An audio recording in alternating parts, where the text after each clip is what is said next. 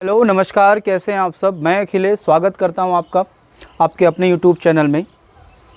तो आज हम बात करने वाले हैं संविधान पर। संविधान, जैसा मैंने कल कहा था कि हम लोग संविधान स्टार्ट करेंगे। संविधान बिल्कुल बेसिक से हम लोग स्टार्ट करेंगे और स्टार्टिंग से बिल्कुल पढ़ेंगे और एंड तक जाएंगे।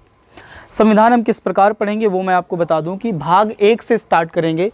भाग 1 में क्या रखा गया है, कौन कौन से आर्टिकल हैं, उन आर्टिकल में क्या क्या कहा गया है, वो सारी चीज़ें हम लोग कवर करेंगे। इस तरीके से संविधान के 2200 जो भाग हैं, 22 जो आपके भाग हैं, उन सब को हम लोग जो है बहुत ही सही तरीके से पढ़ने वाले हैं।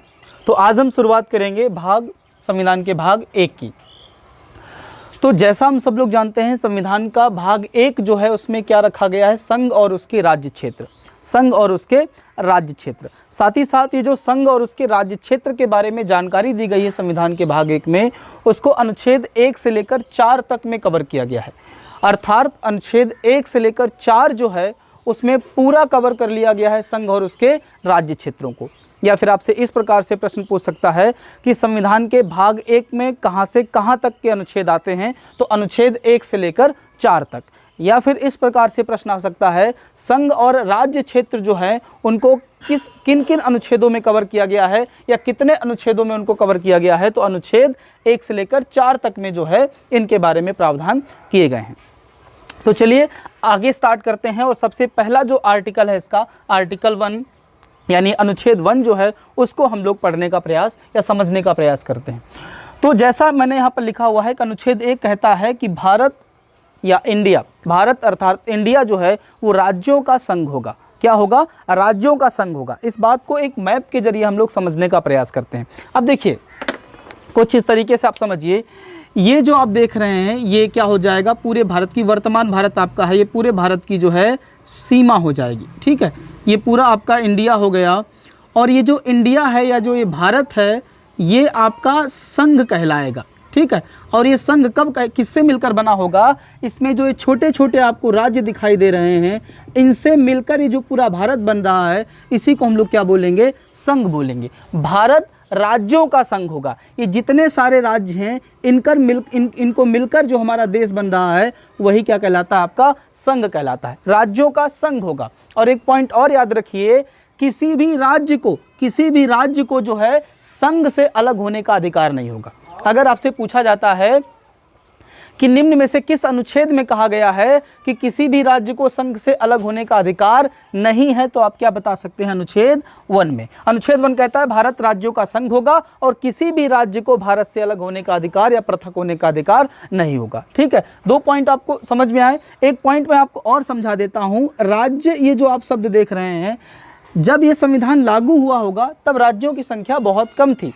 उस समय जितने भी राज्य थे उनको सबको अनुसूची 1 में जो है उत्कृष्ट या उल्लेखित किया गया था। तो उस समय के जितने भी राज्य थे और बाद में जितने भी राज्य अर्जित किए जाएंगे उन सभी राज्यों की बात की जा रही है। उस समय के राज्य और वर्तमान में जितने भी राज्य अर्जित किए गए हैं या जिनका बाद में गठन हुआ है उन सबको मिलकर जो बनता है उसी को क्या बोला जाता है, संघ। ये कहता है संविधान का आर्टिकल 1 या अनुच्छेद 1। ठीक, 2 पॉइंट आप इसमें और समझ लीजिए। इसी आर्टिकल में और आगे बातें कही गई हैं कि देश का नाम और साथ ही साथ राज्य पद्धति, यानी यहाँ पर शासन या प्रशासन की पद्धति क्या होगी उसके बारे में भी इसी में हमको जानकारी मिलती है। तो संविधान का अनुच्छेद हमको क्या क्या बता रहा है, अनुच्छेद क्या क्या बता रहा है, भारत अर्थात इंडिया राज्यों का संघ होगा, किसी भी राज्य को संघ से अलग होने का अधिकार नहीं होगा और साथ ही साथ जो है वो इसमें देश का नाम और राज्य पद्धति यहाँ पर कैसी होगी उसके बारे में भी उल्लेख मिलता है। ठीक, तो अनुच्छेद 1 आपको समझ में आया होगा, उम्मीद कर रहा हूँ। अब हम बात करते हैं अनुच्छेद 2 की। अनुच्छेद 2 क्या कहता है, समझ लो। अब देखिए 2 क्या कह रहा है, अनुच्छेद 2 कह रहा है कि नए राज्यों का प्रवेश या स्थापना। अब एक प्रश्न आपसे पूछा जाता है कि किस अनुच्छेद में नए राज्यों के प्रवेश या स्थापना की बात कही गई है, तो आप बता सकते हैं अनुच्छेद 2। आर्टिकल 2 जो है वो संघ में नए राज्यों के प्रवेश या उनकी स्थापना की बात करता है। अब इसमें आगे क्या कहा गया है उसको आप समझ लीजिए। इसमें जो पॉइंट कहा गया है कि संसद विधि बनाकर, विधि का मतलब यहाँ पर किससे है, कानून बनाकर, संसद कानून बनाकर नए राज्यों की स्थापना या नए राज्यों का प्रवेश करवा सकती है, कर सकेगी। संसद विधि बनाकर नए राज्यों का प्रवेश या स्थापना कर सकेगी,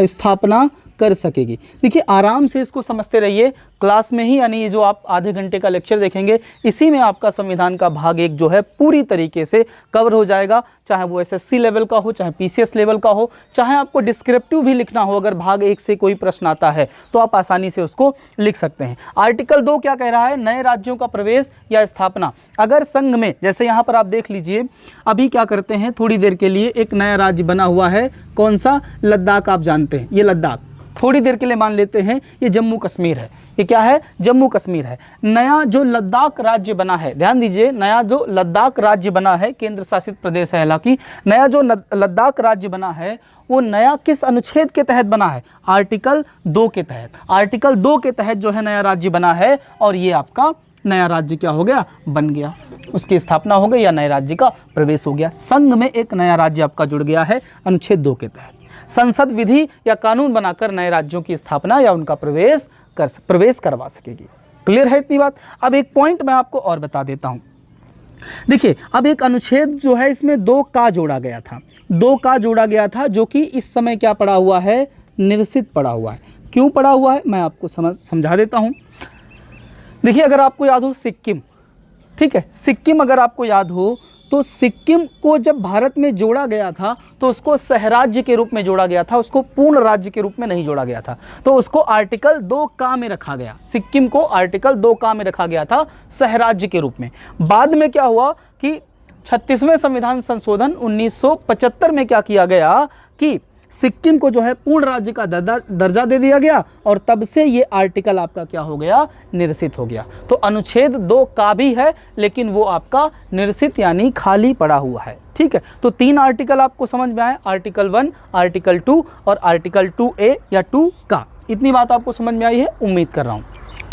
अब आगे अगर हम बात करें तो अब हमारे पास आएगा अनुच्छेद 3 यानी आर्टिकल 3, अनुच्छेद 3, आर्टिकल 3। अब आर्टिकल 3 क्या कहता है उसको हम बहुत अच्छे से समझ लेते हैं। ठीक है, ध्यान देते रहिएगा कि पहले मैं लिख देता हूं, राज्यों के पुनर्गठन के संबंध में संसद को शक्ति, संसद को शक्ति। देखिए अनुच्छेद 3 कहता है कि राज्यों के पुनर्गठन के संबंध में संसद को शक्ति। अब ये पुनर्गठन क्या है इसको आप थोड़ा समझ लीजिए। जब कोई नया राज्य बन रहा है या किसी नए राज्य की स्थापना हो रही है या नए राज्य का प्रवेश हो रहा है तो आर्टिकल 2 काम कर रहा है, लेकिन जब किसी पुराने राज्य का पुनर्गठन हो रहा है तो फिर वहाँ पर आर्टिकल 3 काम कर रहा है। एग्जाम्पल के तौर पर मैं आपको बताता हूँ, जैसे उत्तराखंड का पहले नाम क्या था, उत्तरांचल था। उत्तरांचल जो है उसका नाम था 2000 से लेकर 2006 तक इसका नाम उत्तरांचल रहता है और बाद में 2006 में इसका नाम क्या कर दिया गया, उत्तराखंड कर दिया गया। मतलब उत्तराखंड जो उत्तरांचल जो राज्य था उसका पुनर्गठन करके उसका नया नाम क्या रख दिया गया, उत्तराखंड रख दिया गया। तो किसी भी राज्य के नाम में परिवर्तन, किसी भी राज्य की सीमा में परिवर्तन, सीमा को घटाया या बढ़ाया भी जा सकता है। इस प्रकार के जो भी संशोधन होते हैं, जो भी चेंजमेंट होते हैं किसी भी राज्य में, वो सब किसके तहत होते हैं, अनुच्छेद 3 के तहत होते हैं। अनुच्छेद 3 के तहत संसद को यह अधिकार दिया गया है कि वो किसी भी राज्य की सीमा को बढ़ा सकती है, किसी भी राज्य की सीमा को घटा सकती है, किसी भी राज्य के नाम में परिवर्तन कर सकती है। ऐसे तमाम सारे प्रावधान जो है वो आर्टिकल 3 के तहत संसद के द्वारा किए जा सकते हैं। अब देखते हैं कौन कौन से प्रावधान जो है इसके द्वारा किए जा सकते हैं। ठीक है, जैसे किसी भी राज्य के नाम में परिवर्तन, किसी भी राज्य के नाम में परिवर्तन, संसद को यह अधिकार है कि वो किसी भी राज्य के नाम में परिवर्तन कर सकती है। किस आर्टिकल के तहत, आर्टिकल 3 के तहत। ठीक है, एग्जाम्पल इसका अगर मैं आपको बताऊं, जैसे 2000 में एक राज्य बना, 9 नवंबर 2000 को एक राज्य बना था, को उत्तरांचल का गठन हुआ।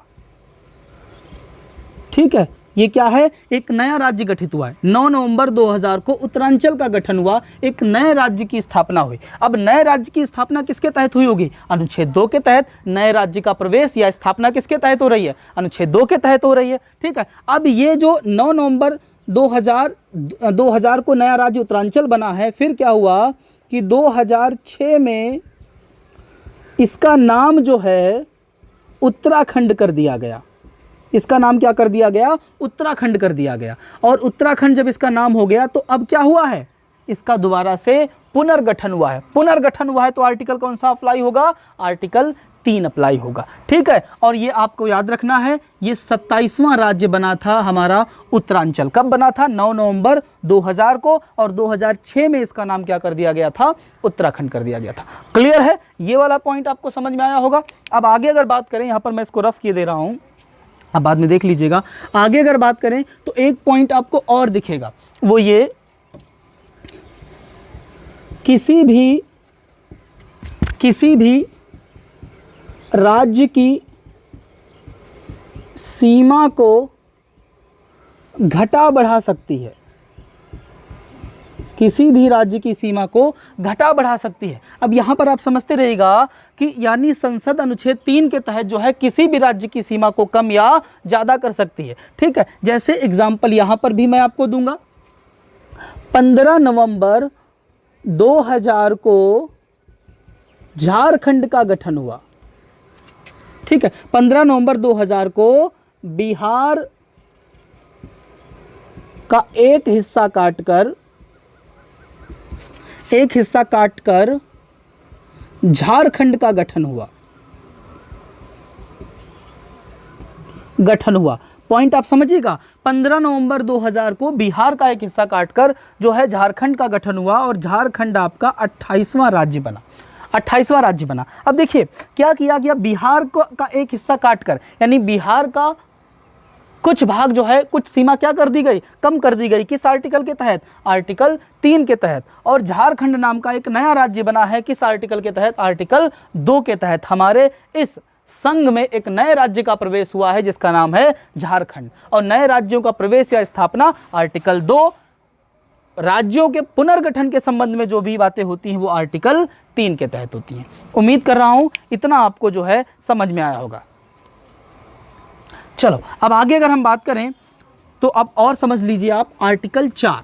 ठीक है, किसी भी राज्य के नाम में परिवर्तन, किसी राज्य को सीमा को घटाया बढ़ाया जा सकता है। ठीक है, और 2 या 2 से अधिक राज्यों को आपस में मिलाकर एक जो है नए राज्य की स्थापना की जा सकती है। यानी 2 या 2 से अधिक राज्यों का आपस में विलय भी किया जा सकता है, ये भी आर्टिकल 3 ही कहता है। ठीक, अब आर्टिकल 4 यानी अनुच्छेद 4 हम लोग पढ़ने वाले हैं। अनुच्छेद 4 क्या कहता है।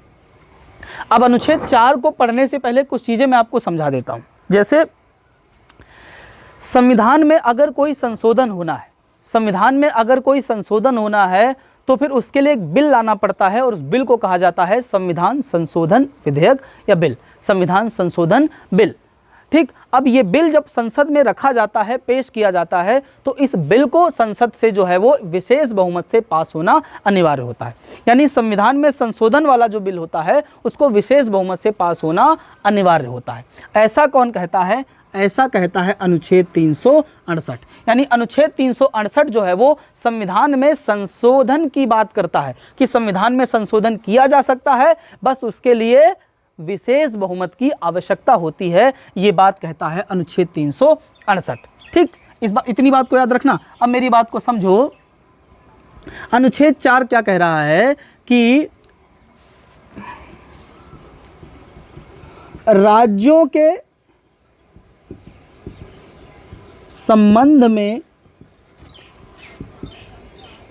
किए गए प्रावधान साधारण बहुमत से ही पास हो जाते हैं।